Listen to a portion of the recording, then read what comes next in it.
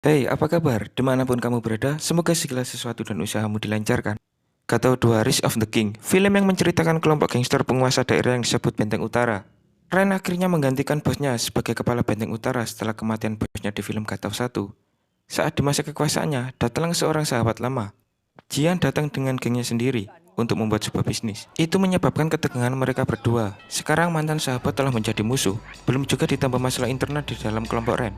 Akankah Ren dapat menyelesaikan semua ini?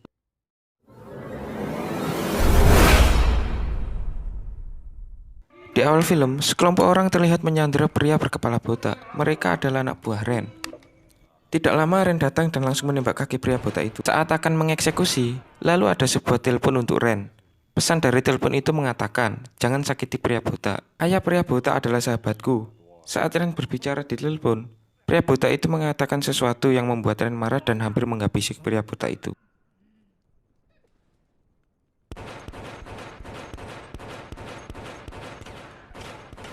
Saat di markas, Ren dimarahi oleh seseorang. Kita sebut saja pria tua. Dia yang menelpon Ren tadi agar tidak membunuh pria botak. Pria tua adalah orang yang dituakan di kelompok geng Benteng Utara. Segala sesuatu dan rencana harus dalam persetujuan pria tua tersebut. Pria tua melarang Ren dan anak buahnya untuk melakukan hal-hal yang memicu perang.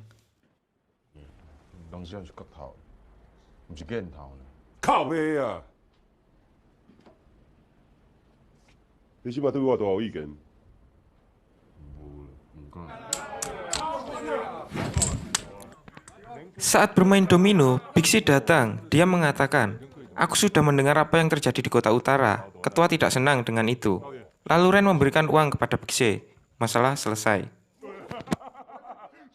Tidak lama kemudian, Ren menerima sebuah telepon dari seseorang, sahabat lamanya, Jian. Saat mereka bertemu, Jian berkata akan menjalankan bisnis dan menemui orang-orang penting di kota utara. Lalu Jian menodongkan pistol ke arah Ren dan menembakkannya ke atas. Sentak membuat orang-orang di sekitar takut. Ren bingung maksud dari Jian, sampai Jian mengucapkan, "Hai," yang berarti dia akan bersaing dengan Ren untuk menguasai kota utara. Lalu Ren memberikan kartu domino angka 7 kepada Jian sebagai keberuntungan. Saat polisi menangkap Jian, dia berkata kepada Ren, setelah aku memiliki semua bisnis di Taipei, aku akan kembali ke sini. Tunggu aku. 3 tahun kemudian, Shin beralih, Big Chow, anak buah Ren sekaligus pentolan gangster Benteng Utara. Dia datang untuk mengambil uang keamanan ruko. Tiba-tiba datang mobil Lamborghini yang dikendarai dua orang pria. Pria yang berambut pirang memberikan uang dan berkata kepada Big Chow, jaga mobilku atau aku akan mematahkan kakimu.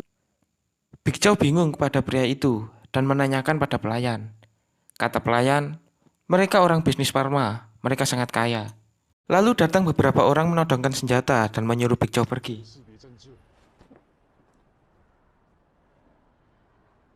Mereka menemui pria botak yang kakinya ditembak Ren di awal film. Mereka menawarkan kerjasama, tetapi pria botak tidak setuju karena bisnis mereka bisnis farmasi, pecandu yang tidak berguna. Tanpa basa-basi, pria kuncir langsung mengkapak tangan pria botak hingga beberapa jarinya terputus. Setelah itu, mereka membawa pria botak ke atas gedung. Mereka adalah anak buah Jian. Untuk kedua kalinya, Jian menawarkan bisnis dan memberi uang kepada pria botak. Tapi pria botak tetap menolaknya. Lalu Jian menelpon Ren dan berkata, bisnis yang gagal kamu dapatkan 3 tahun lalu, aku telah mengambil alih. Jian membalikkan jempol ke bawah dan pria botak langsung dilempar dari atas gedung. Anak buah pria botak diberikan 1 tas uang. Semua masalah dan kasus langsung selesai. Ren dan kelompok geng Benteng Utara mendatangi upacara kematian pria botak. Lalu Jian juga datang. Ren hanya senyum sinis karena mengetahui apa yang terjadi. Lalu Jian dan Ren bertemu di luar. Mereka tegur sapa berpelukan seakan tidak ada sesuatu yang terjadi di hadapan anak buahnya. Shin berpindah. Jian mengajak Ren di suatu gudang kontainer. Jian memperlihatkan beberapa bisnisnya dan bermaksud mengajak Ren bekerja sama. Tapi Ren menolaknya dan berkata, untuk masalah sebuah pertarungan, aku tidak akan menolaknya. Tapi semua ini bukan bidangku dan di luar kemampuanku. Terlihat wajah Jian kecewa dan dia berkata, mari kita bicarakan lagi nanti dan makan daging rebus di atas nasi. Saat semua sedang acara berkumpul keluarga, diam-diam Big Chow ingin menjalin bisnis dengan Jian tanpa sepengetahuan Ren dan teman-temannya. Lalu Jian bertanya kepada Big Chow, apakah menurutmu bisnis obat-obatan itu kotor? Big Chow menjawab, itu hanya sebuah bisnis. Ren tidak tahu kau ada di sini kan? Bukankah dia melarangmu berurusan dengan narkoba? Lalu pria-pria yang memukul kepala Big Chow dari belakang dan membuatnya tidak sadarkan diri. Terlihat Big Chow sudah babak belur duduk di sebuah kursi dan rokok yang menyala. Lalu Ren dan anak buahnya menjemput Big Chow yang tidak berdaya. Jian mengajak Ren bernyanyi untuk mengingat lagu yang mereka nyanyikan dulu waktu kecil. Terlihat Big King dan Panda yang sudah tidak kuat menahan emosi melihat Big Chow yang sudah tidak berdaya dari kejauhan. Setelah itu Jian menjelaskan kepada Ren bahwa Big Chow mencoba menjalin hubungan di belakangmu. Karena itu aku telah menghukumnya untukmu. Ren meminta maaf pada Jian dan menganggap ini kesalahannya. Untuk terakhir kalinya, Jian menawarkan bisnisnya kepada Ren dan memperluas penjualan di kota utara. Tapi Ren tetap menolaknya. Ren berkata pada Jian, jika aku menolaknya, apakah kau akan membuatku bernasib seperti pria botak? Jian hanya tersenyum. Dia mengeluarkan kartu domino 7 dan mengembalikan kepada Ren sebagai keberuntungan. Jian berdiri mengangkat telepon pergi dan selamat menonton.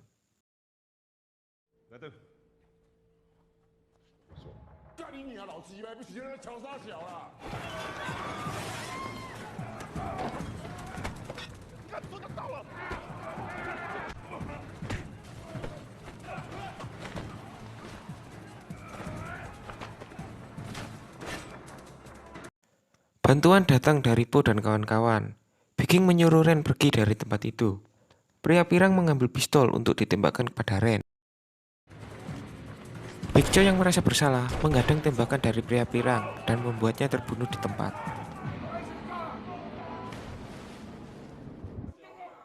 Saat di markas, Ren dan anak buahnya sudah mempersiapkan untuk balas dendam. Tetapi sebelumnya, Ren harus izin kepada pria tua untuk melancarkan rencana ini. Tetapi tentu saja pria tua itu tidak akan mengizinkan rencana Ren.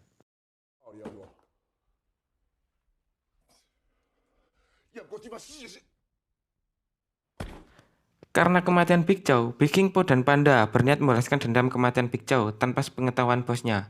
Mereka memata-matai dari dalam sebuah mobil, aktivitas pria pirang, dan kemana saja biasa pria pirang pergi.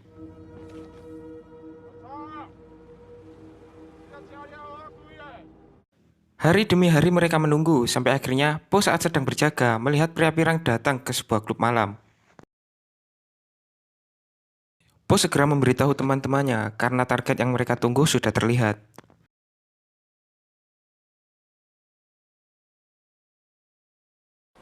Lalu terlihat pria pirang keluar dari sebuah klub bersama seorang wanita dengan keadaan pengaruh obat-obatan. Po dan kawan-kawan yang sudah bersiap di luar langsung menyerang. Pria pirang yang sadar dirinya sedang diserang mengambil pistol di dalam sebuah mobil. Big King yang mengetahui langsung menyabet golok dari samping hingga tangan pria pirang terputus.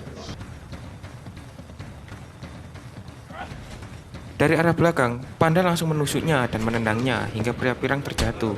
Tak cukup di situ, Panda yang masih emosi menusuk pria pirang itu berkali-kali hingga dia benar-benar tewas. Karena masih pengaruh obat-obatan, wanita itu hanya ketawa melihat apa yang terjadi di depannya.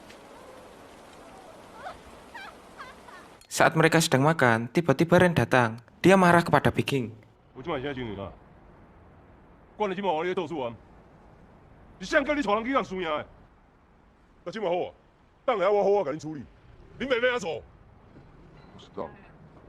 Entah apa yang ada dalam pikiran Ren, malah memesan makanan dan mencoba melupakan apa yang telah terjadi.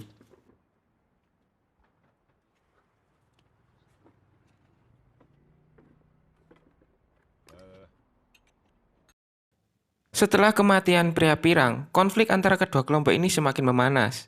Perang antar kelompok terjadi di mana-mana. Pria poni yang sebelumnya adalah anak buah pria botak, sekarang menjadi anak buah Jian dan membuat rusuh di wilayah kekuasaan Benteng Utara.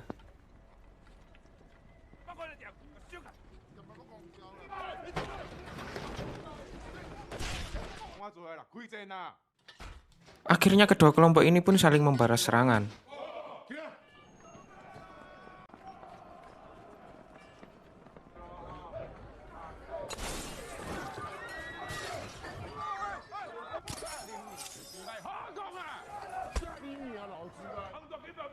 Akhirnya perang besar terjadi di suatu jalan. Terlihat panda yang ingin ikut tidak diperbolehkan oleh teman-temannya. Karena kelompok musuh tahu jika panda yang membunuh pria pirang. Bisa saja nanti panda yang menjadi incaran mereka.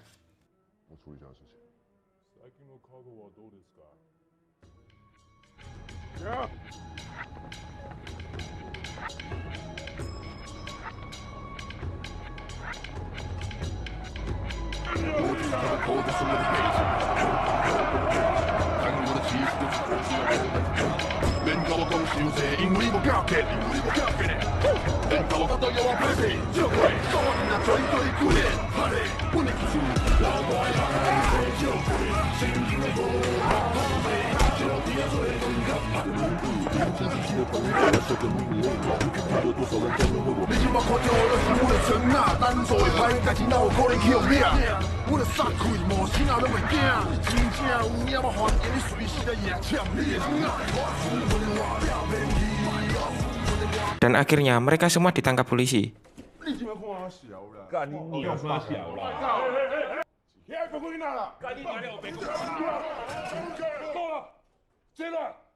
Kepala polisi di sana sampai bosan menangkap mereka. Tetapi di tengah kerusuhan itu, panda